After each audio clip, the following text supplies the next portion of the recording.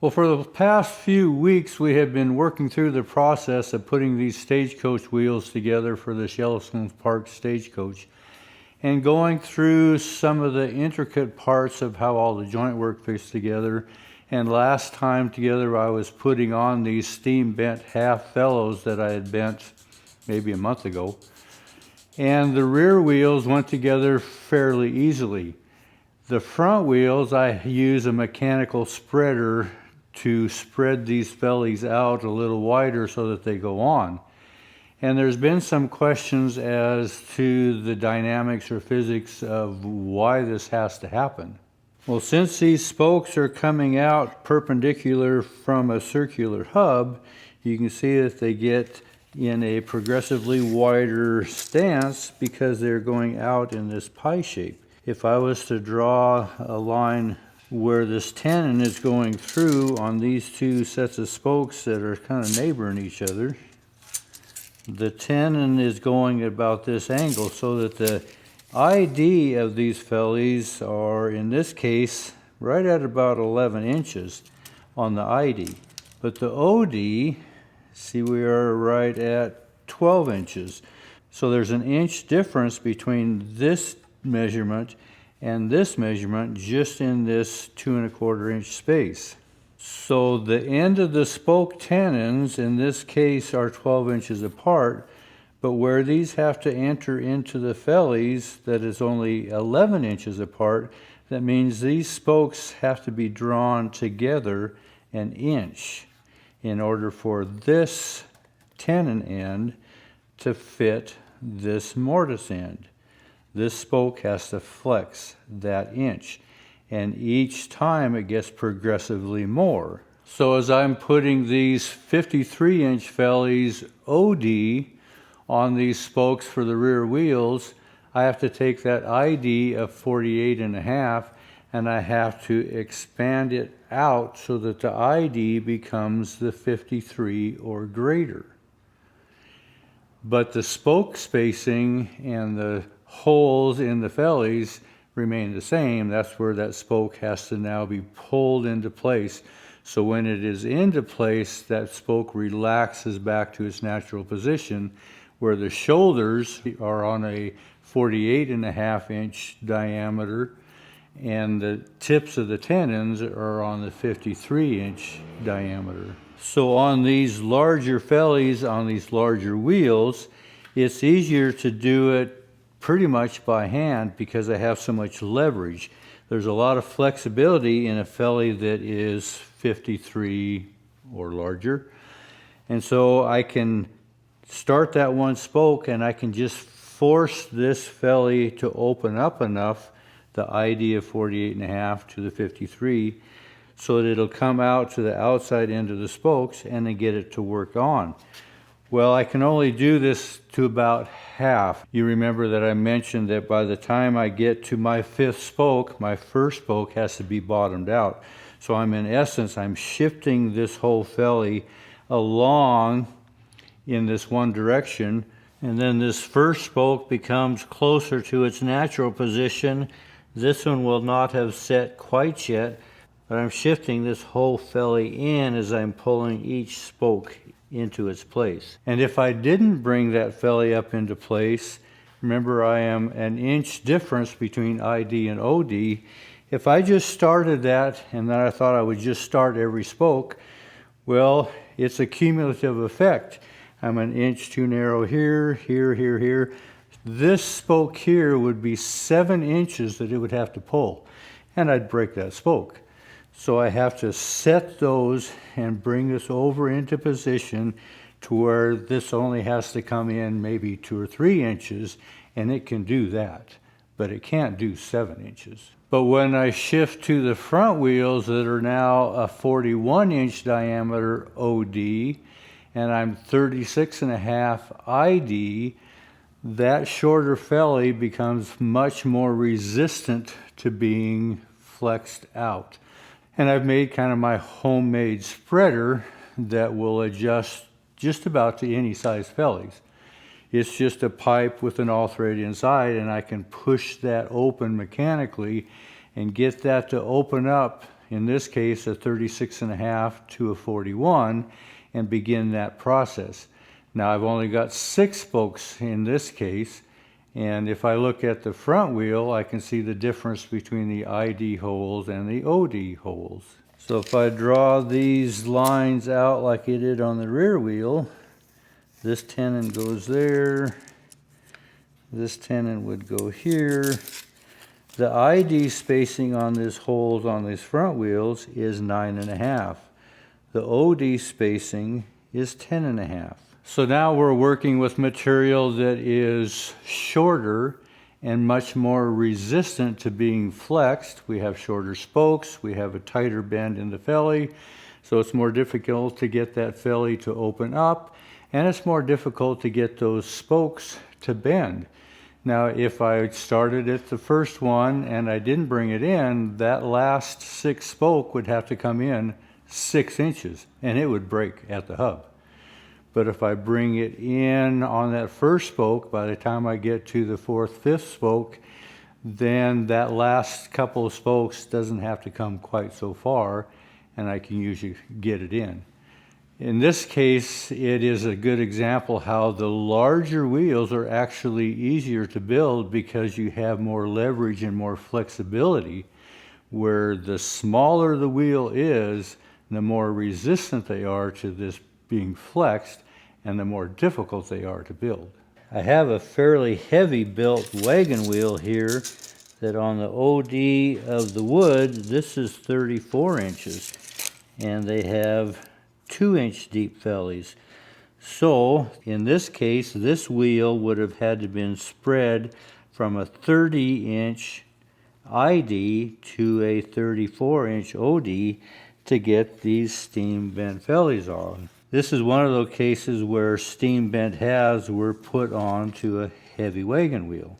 And I would say the vast majority of our farm wagon wheels were assembled with sections that were sawn out, not steam bent, and there's 1 section for every 2 spokes. Well, a short section like this, you can't spread it. So these spokes are assembled simply by pulling this spoke into place. But you only have to do 2 spokes at once. It doesn't have that cumulative effect, so these wheels are actually assembled more easily. But the drawback of sawing out sections like this, 1 section for every 2 spokes, is you're sawing it out of straight lumber, and you can see the grain here runs right through this felly. Well, the tendency is, you can see it starting to happen here, is that these corners have a tendency to break out in time. And where this wheel set in the grass and was wet and started to rot, you can see that's exactly where it started to break, right along the straight grain.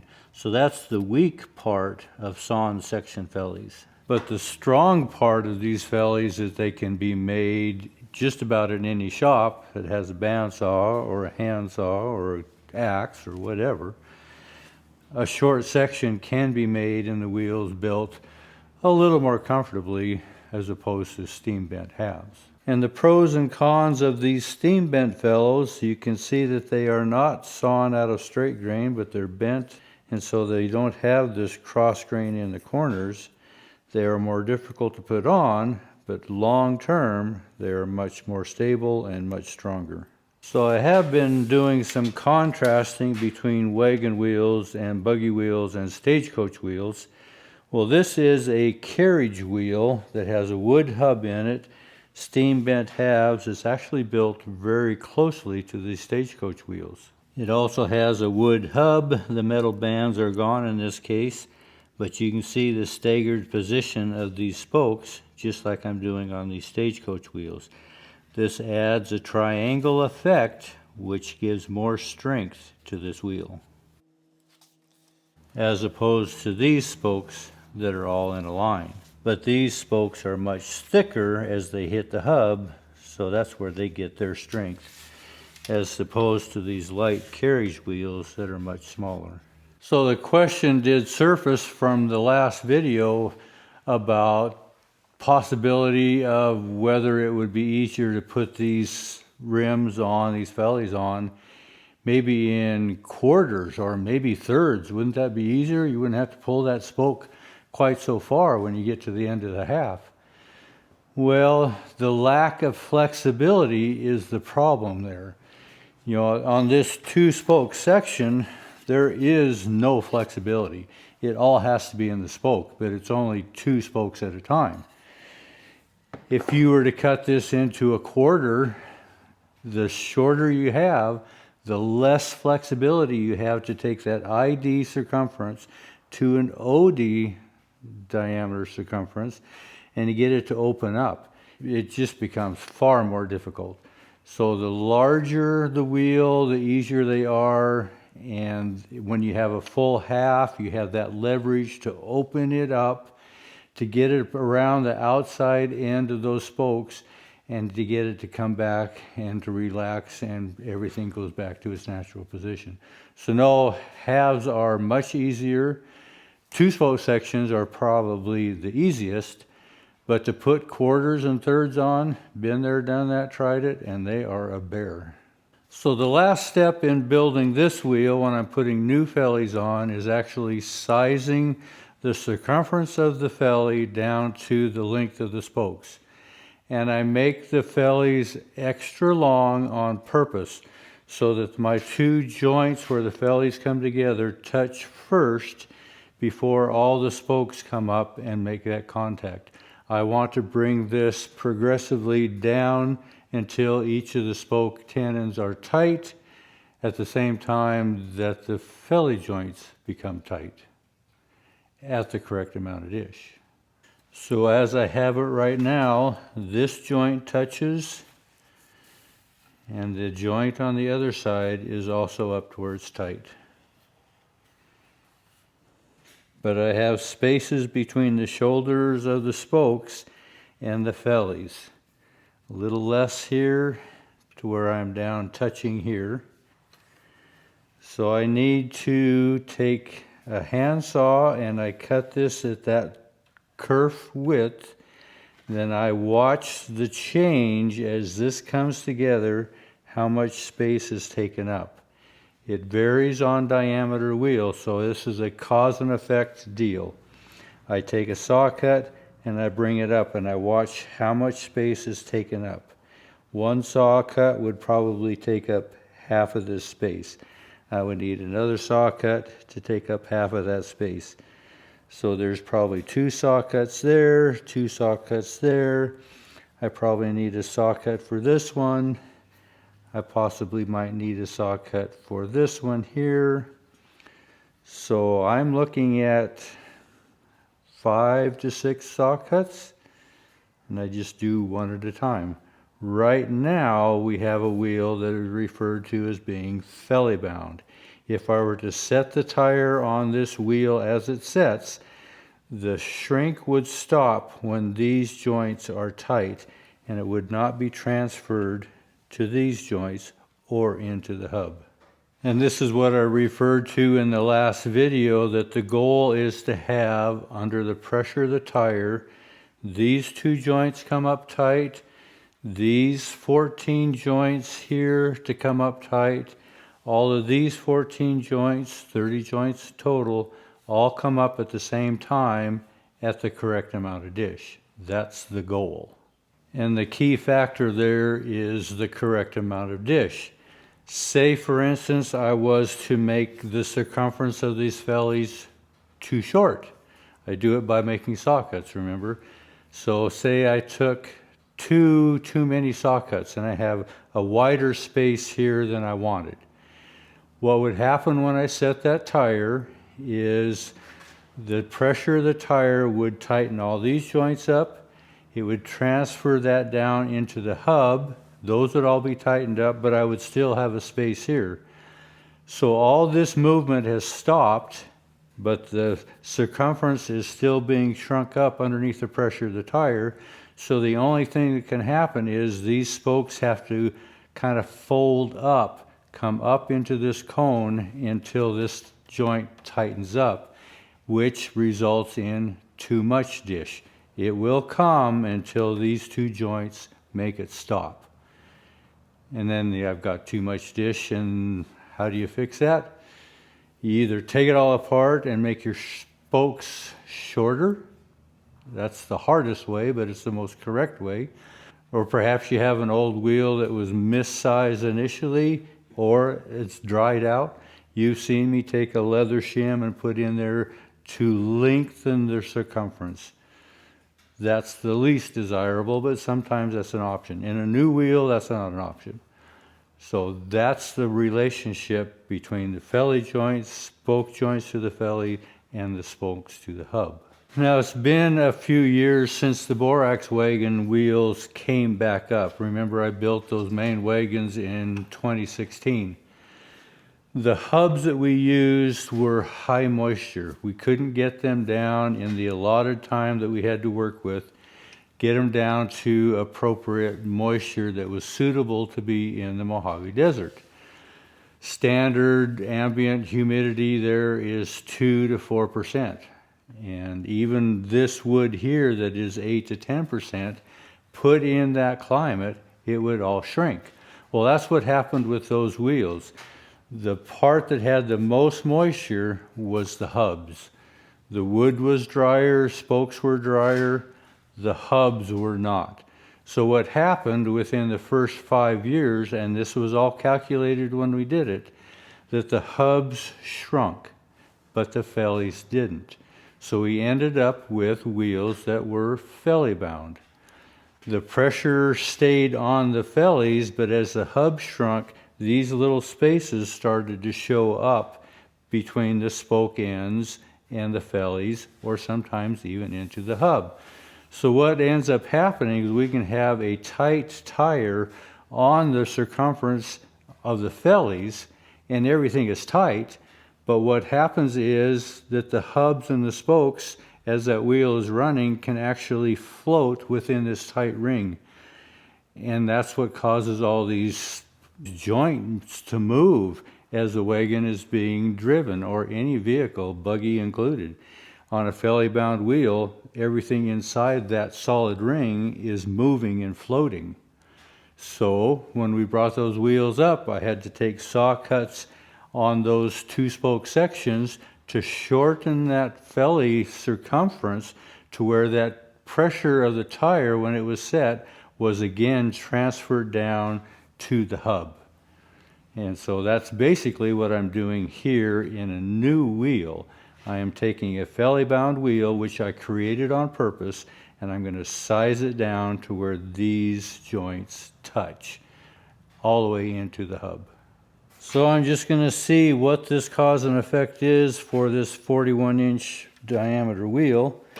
I'm going to take a saw cut and then watch my spaces, starting with the smaller ones, and move it in and just see how close my 5 to 6 guesstimation was.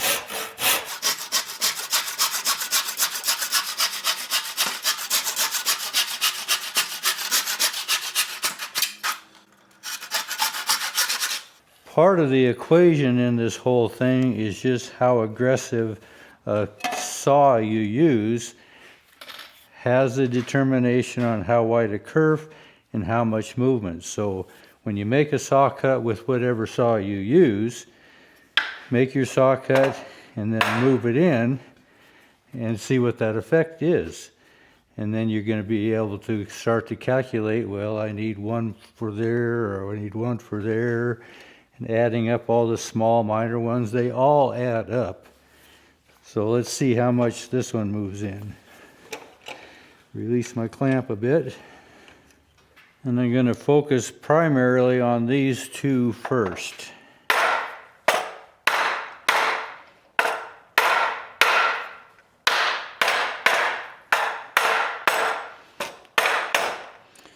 So I took probably half of this one like I expected, and I also gained on this one as well.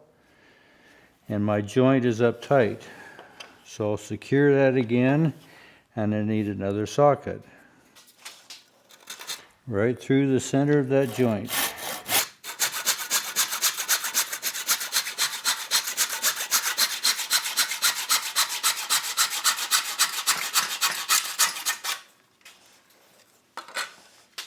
So now I'm going to focus on this side and see how much I gain there.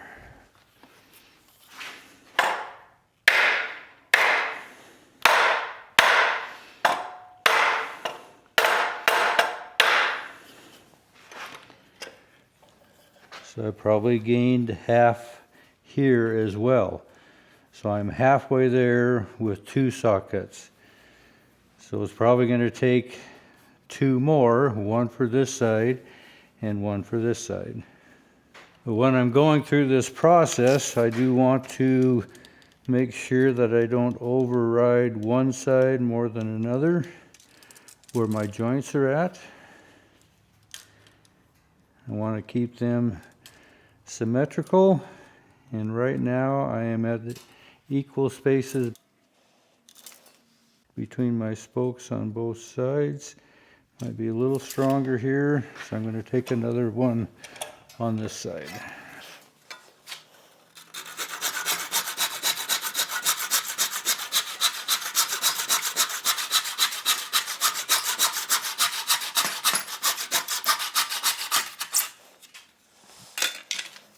Let's see what our cause and effect is.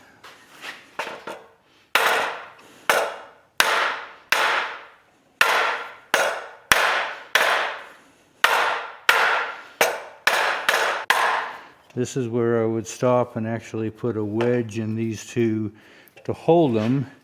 And then my next saw cut is going to focus on these 2 joints.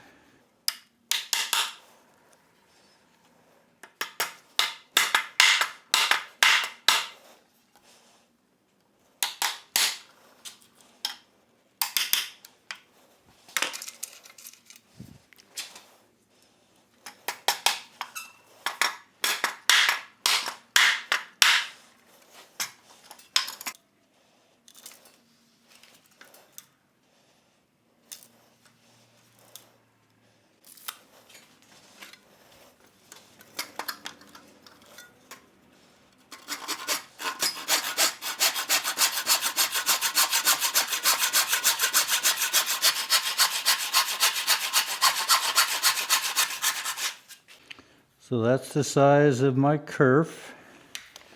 I don't know if it's measurable, maybe a 1/16 of an inch. And I have probably a 32nd to come in there. I have over an 1/8 of an inch to come in there. Let's see what happens.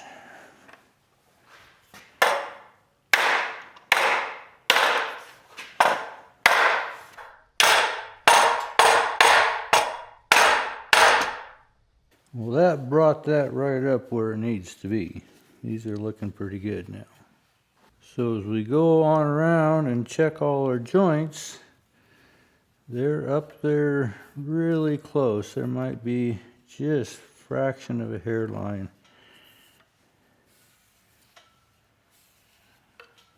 But we're right there where we need to be. And this is the joint we've been working on. We go to the other side. I have a little bit of a gap there. So that's probably going to take care of all these little hairline joints where the spoke shoulders hit the fellies. So the other 14 joints I need to pay attention to are these at the hub. And we have some hairlines here as well, maybe 30 seconds on a few of these. But all of these need to suck up as well. So that has to factor into the equation. And if I put my board across, it kind of shows us what kind of dish we have.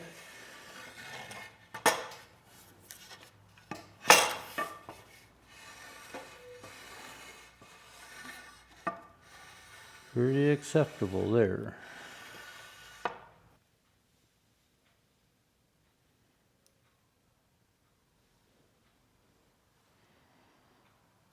So straight line measurement, I'm at 9 3/8. That's the side I've been working on. And this is 9 3/8, maybe 9 7/16. So my final saw cut, I'm going to take off of this side.